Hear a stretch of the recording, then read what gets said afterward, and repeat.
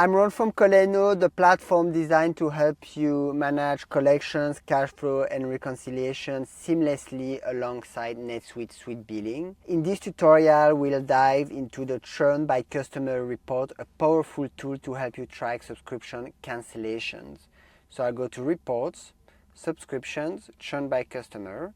Obviously, you could customize it as you wish if needed. Some key columns to look at is customers at beginning and customers at end, which counts the customers with active subscriptions at the start and end of each month. The new customers, it counts those who activated the first subscriptions during the month.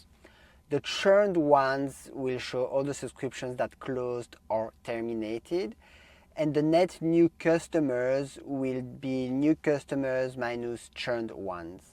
At the end of every row, you'll see the Customer Churn Percentage, which is a rate calculated based on active customers at the start of the month. If you like this tutorial, please subscribe to this channel. I would be super grateful. And some important notes is that churn is recorded in the month the subscription ends.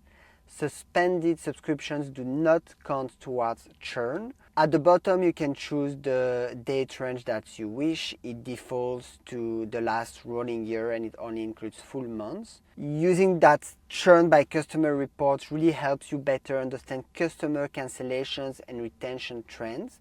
Please give a like to this video and I will see you in the next one.